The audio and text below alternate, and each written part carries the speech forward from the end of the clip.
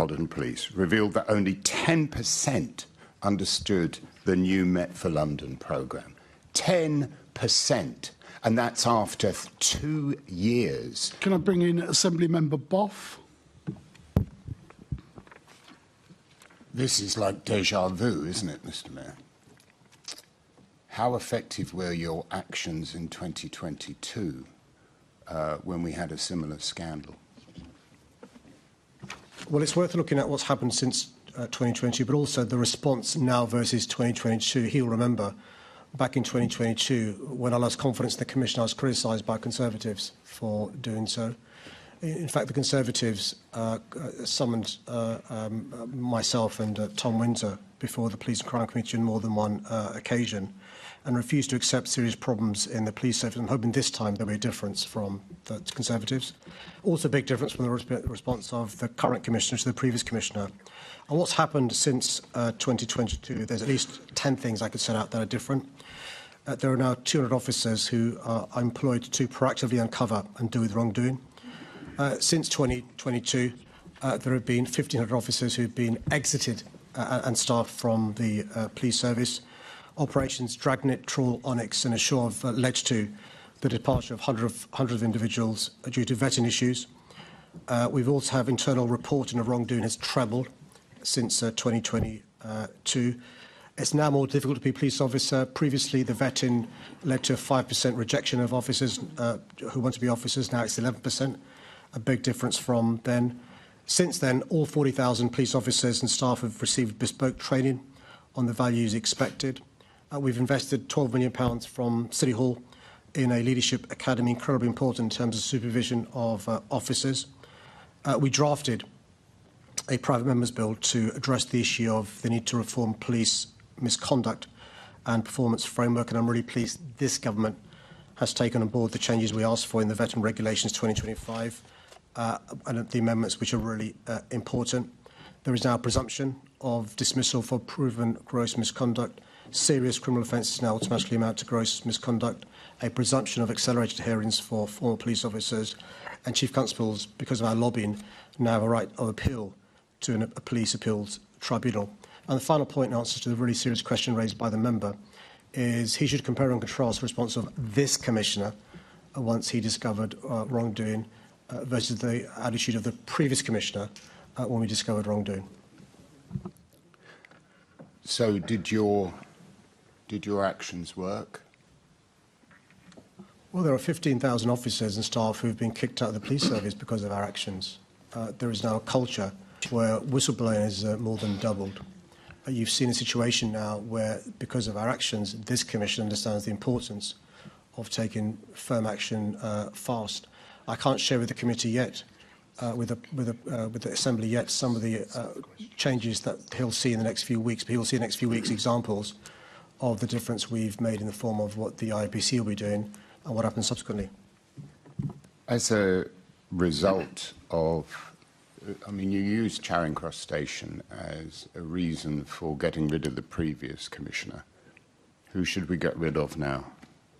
There were two big issues that I had in relation to Operation Hotton, and I was criticised by the Conservatives for doing so. One was the response to the serious issues raised by Hotton, by the then Commissioner. The Tories were happy with her response, I wasn't. And secondly, a lack of plan to win back trust and confidence from the former Commissioner. The Tories were happy with her lack of a plan. I wasn't. I lost confidence in the former Commissioner. The Tories were unhappy with that. She decided to resign, and I support that. You seem to be fighting a party political battle here. This is not about party politics. It's about the protection of Londoners. It's really important to make this point.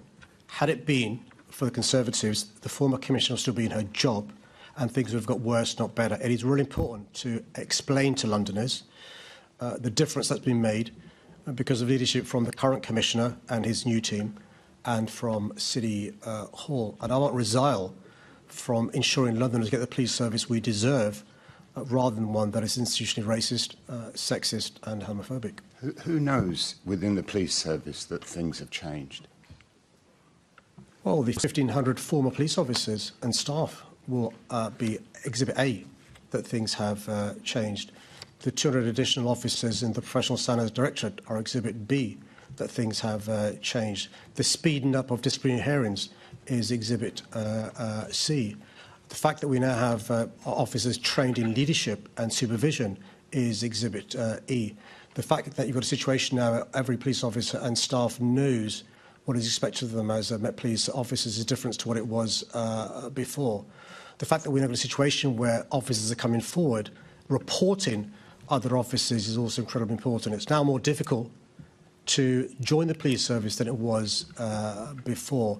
It's far too easy to be a police officer in the past and far too difficult to get rid of a police officer in the past. Well, that's changed. You say that, Mr Mayor, and you only had to view the Panorama programme to realise that many of those officers didn't know that the Met had changed.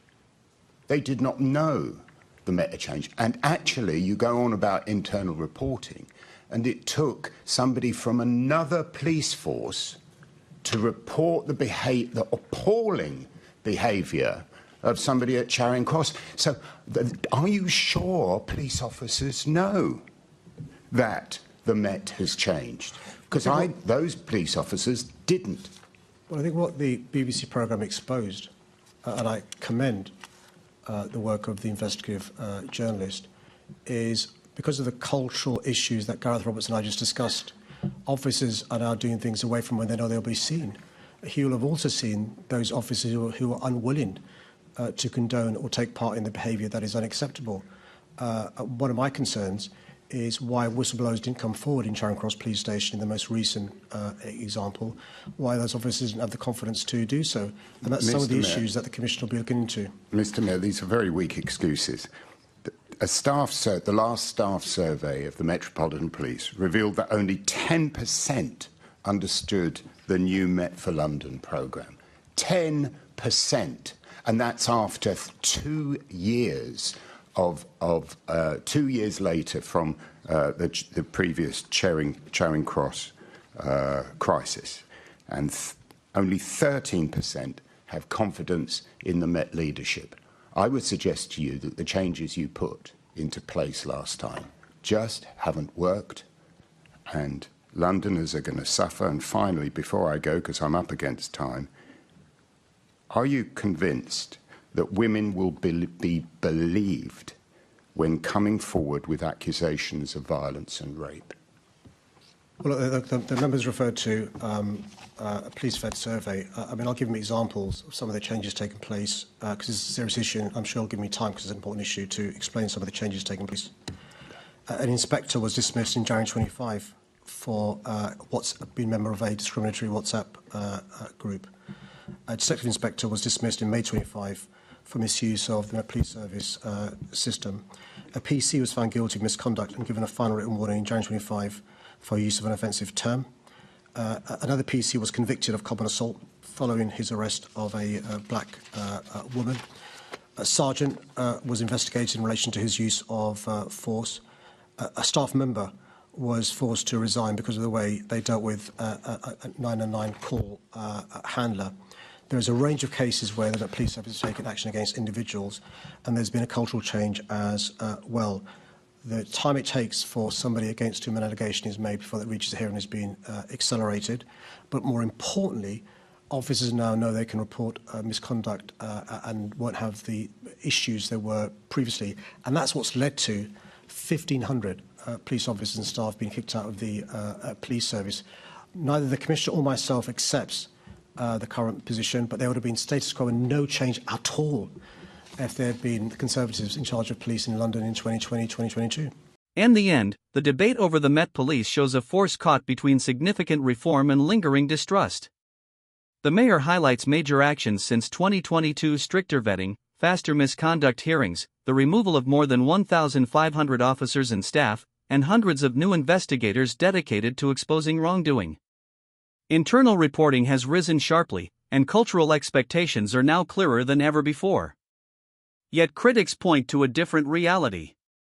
Staff surveys reveal that only a small fraction of officers understand the Met's new direction, and confidence in leadership remains painfully low.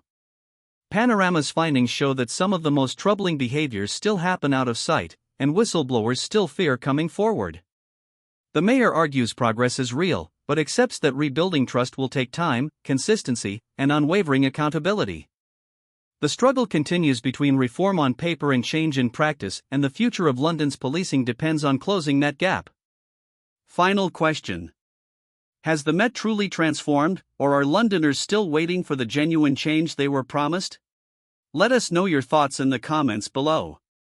Don't forget to like this video, subscribe to our channel for more in-depth political commentary, and hit that notification bell so you don't miss our next deep dive into the world of power and politics. Thanks for watching.